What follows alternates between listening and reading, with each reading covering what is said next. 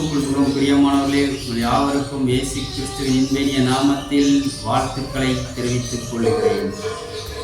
இந்த நாட்களிலும் நாம் உலகத்திலே அநேக அநியாயங்களும் அக்கிரமங்களும் தாராளமாய் நடக்கிறதை நாம் பார்க்கிறோம். சாதாரண மனிதர்கள் மாத்திரமல்ல, தேசத்தின் தலைவர்களும் அதிகாரிகளும் பதவியிலே மக்கள் சேவகர் என்று சொல்லக்கூடியவர்களும் கூட இந்த நாளிலே அநியாயத்தையும் அக்கிரமத்தையும் கொஞ்சம் கூட கூச்சமில்லாமல் செய்வதை நாம் பார்த்து கொண்டிருக்கிறோம். இதற்கெல்லாம் என்ன காரணம்? இதை மாறாதா என்று நாம் கேட்போம் என்று சொன்னால், ஒரே வரியில் சொல்லிவிடுவார்கள், புறஜாதி மக்கள் இது கலிகாலம் என்று.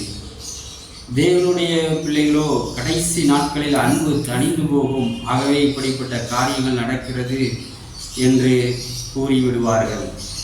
நாம் வேதம் என்ன சொல்கிறது என்று பார்த்தோம் என்று சொன்னால், ரோமர் 1ஆம் அதிகாரம் 28 முதல் 32 வசனங்கள் வரை உள்ள காரியங்களை நாம் பார்த்தோம் என்று சொன்னால், அது இப்படியாக சொல்கிறது: தேவனை அறியும் அறிவை பற்றி கொண்டிருக்க அவர்களுக்கு மனதில்லாதிருந்தபடியால் தகாதவைகளை செய்யும்படி தேவன் அவர்களை கேடான சிந்தைக்கு ஒப்பு கொடுத்தார்.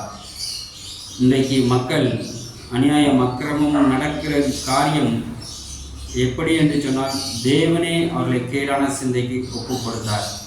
ஏனெனில் சத்தியமுள்ள தேவன், பரிசுத்தமுள்ள தேவன், நீதியுள்ள தேவன், அவரை பின்பற்ற அந்த நீதியை தேடுவதற்கு ஜனங்களுக்கு மனதில்லாததினால், நீதியின் மேல் பசி தாகம் உள்ளவர்கள் பாக்கியவான்கள் என்று கூறுகிறார்கள். பாக்கியவான்கள் என்று சொல்லப்பட்டிருக்கிறது. அந்த நீதியாகிய தேவன் மீது, இயேசு கிறிஸ்துவின் மீது வாஞ்சை இல்லாதபடியினால், நீதியை போதிக்கிறதினால், சத்தியத்தை உண்மையை நீதியுள்ள வார்த்தை வசனத்தின்படி நடக்க வேண்டும் என்று கூறுவதினால், அந்த தேவனை வெறுத்து விடுவதினால், தேவனை அறியும் அறிவை பற்றி கொண்டிருக்க அவருக்கு மனதில், தீமையை பற்றி கொண்டிருக்கிறது அவருக்கு மனதாக இருக்கிற காரணத்தினால் தகாதவைகளை செய்யும்படி, இப்படிப்பட்ட அநியாயங்கள் அக்கிரமங்களை செய்யும்படி அவர்களை கேடான சிந்தைக்கு ஒப்பு கொடுத்தார் என்று வேதம் கூறுகிறது. என்னென்ன கேடான காரியங்கள் என்பதையும் ஒரு மிக நீளமான ஒரு பட்டியலையும் வேதம் இருக்கிறதை நாம் இந்த வேத பகுதியிலே பார்க்கிறோம். 29ஆம் வசனத்தில் இப்படியாக வாசிக்கிறோம்: அவர்கள் சகலவித அநியாயத்தினாலும் எல்லாம் நிறைய, ஒரு அநியாயம் 2 அநியாயம் கிடையாது, பல வகையான பலவிதமான அனைத்து விதமான அநியாயத்தினாலும், வேசித்தனத்தினாலும், துரோகத்தினாலும் துரோகம் செய்வார்கள். நம்பினவர்களை, கூட இருக்கிறவர்களை, நண்பர்களை, குடும்பத்தினர்களை, சகோதரர்களை, சகோதரிகளை துரோகம் செய்வார்கள். பொருளாசையினாலும், பொருளாசை, எப்படியாகிலும் பணத்தை சம்பாதிக்க வேண்டும், எப்படியாகிலும் கொலை செய்தாலும், கொள்ளையடித்தாலும், ஊழல் செய்தாலும், பொருளாசையினால் பணத்தை சம்பாதிக்க வேண்டும், ஆடம்பரமாய் வாழ வேண்டும் என்று நினைப்பார்கள். குரோதத்தினாலும் நிறைய பற்றி கொடூரமாக மக்களை கடித்துக் கொண்டு மற்றவர்களை அழிக்கத்தக்கதாக குரோதம் கொள்வார்கள். அப்படிப்பட்ட குரோதத்தினால் நிறைய பற்றி, பொறாமையினாலும், பொறாமை, மற்றவர்கள் நன்றாய் இருப்பதை, உயர்ந்திருப்பதை, வாழ்ந்திருப்பதை, மகிழ்ச்சியாய் இருப்பதை, சமாதானமாய் இருப்பதை கண்டு பொறாமை கொள்வார்கள். கொலையினால் கொலை செய்வார்கள்.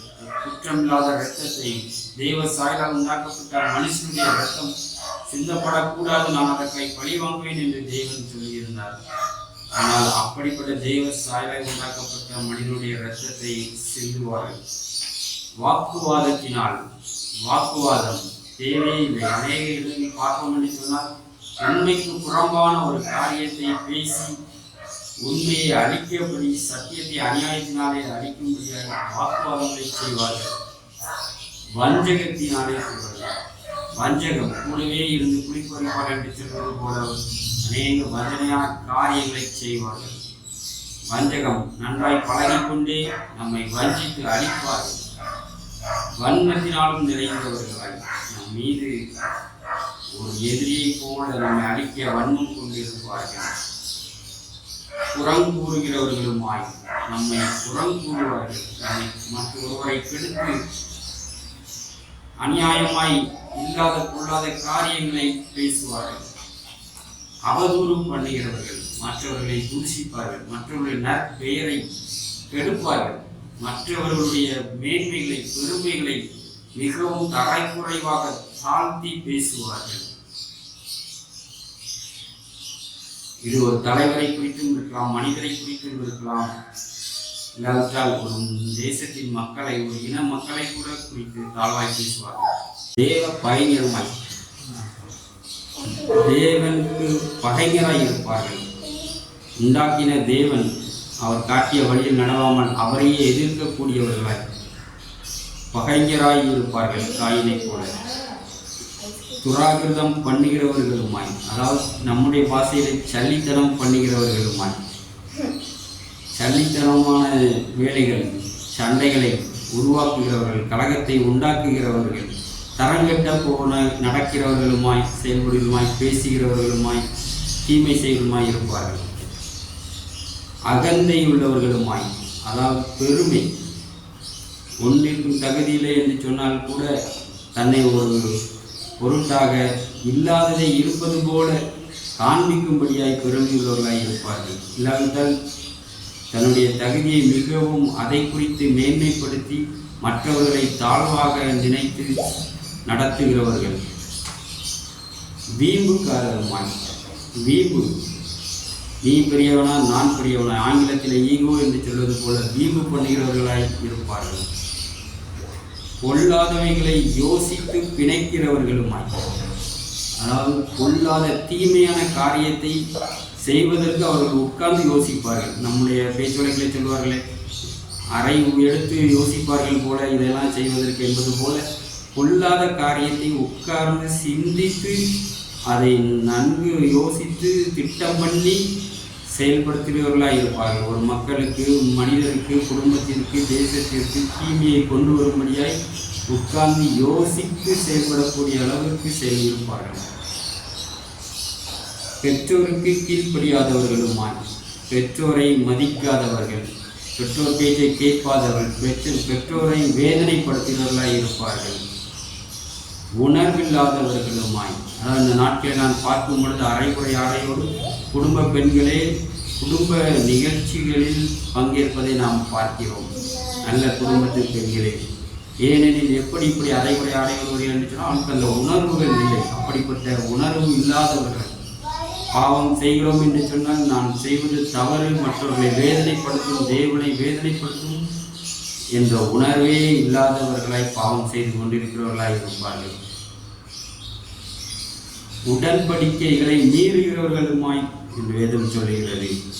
உடன்படிக்கை செய்திருப்பார்கள், ஒப்பந்தம் செய்திருப்பார்கள், ஆனால் மிக எளிதாக அதை உடைத்துப் போடுவார்கள். அற்ப காரியத்திற்காக அதை உடைத்துப் போடுவார்கள். உதாரணமாய் திருமணம் செய்து கொண்டு ஆலயத்திலே உடன்படிக்கை செய்த போதும் அதை அற்ப காரியங்களுக்காக உடைத்து போடுவார்கள். ஒரு முடியாத ஒரு பட்சத்திற்கு செய்வதென்றால் கூட தேவன் அனுமதிப்பார். ஆனாலும் அற்ப காரியங்களுக்காய் தன் மன இஷ்டத்திற்கு உடைக்கிறவர்களாய் இருப்பார்கள்.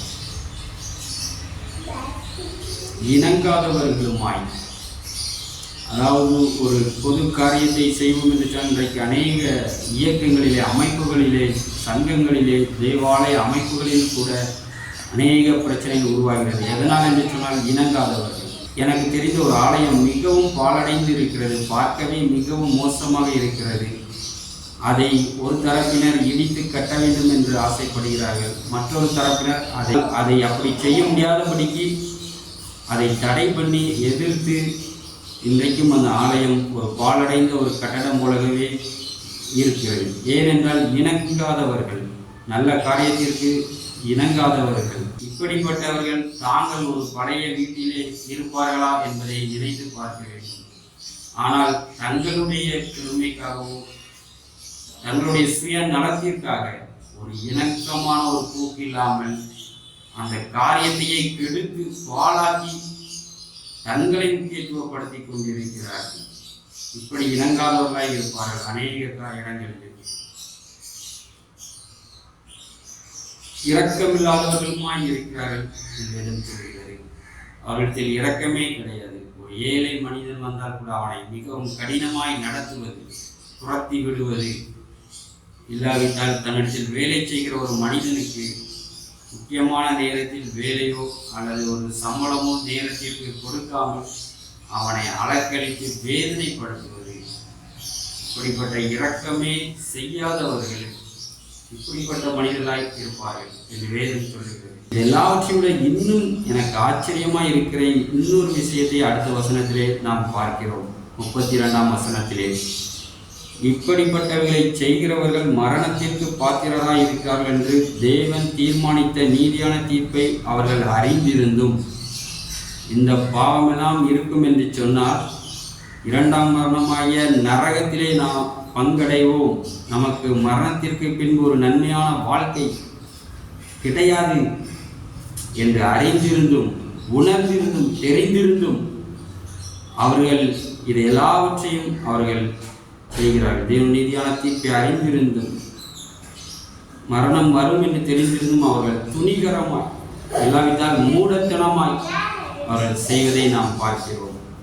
அது மாத்திரமல்ல, இன்னும் ஒரு ஆச்சரியம் அளிக்கக்கூடிய ஒரு காரியம், அவைகளை தாங்களே செய்கிறதும் அல்லாமல் அவைகளை செய்கிற மற்றவர்களிடத்தில் பிரியப்படுகிறவர்களுமாய் இருக்கிறார்கள்.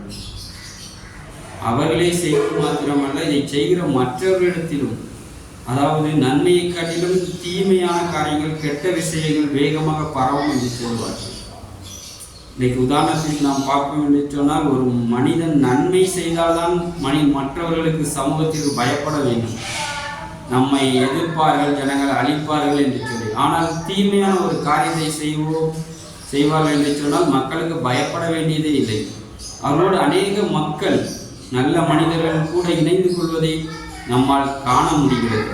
உதாரணமாக, ஒரு பதவியில் இருந்து ஊழல் செய்வார்கள் என்று சொன்னால் அன்றைய காலகட்டங்களிலே கூட அவர்களை கடிந்து கொள்வார்கள், மதிப்பு மரியாதை கொடுக்க மாட்டார்கள். ஆனால் இன்றைய தினத்திலே அப்படிப்பட்ட ஊழல்கள் செய்பவர்களை ஒரு கதாநாயகர்கள் போல, மற்றவர்கள் செய்ய முடியாதை செய்வதை போல கதாநாயகர்களாக அவர்களை தூக்கி பிடித்து அவர்களை பாராட்டி அவர்களோடு இணக்கமாகி அவர்களுக்கு அடிமைகளாக அவர்களோடு இணைந்து வாழ்வதை, அவர்களை உயர்த்தி பேசுவதை நாம் பார்க்க முடிகிறது. அவைகளை தாங்களே செய்வதும் அல்லாமல் அவைகளை செய்கிற மற்றவர்களுக்கு பிரியப்படுகிறவர்களுமாய் இருக்கிறார்கள் என்று வேதம் சொல்லுகிறது.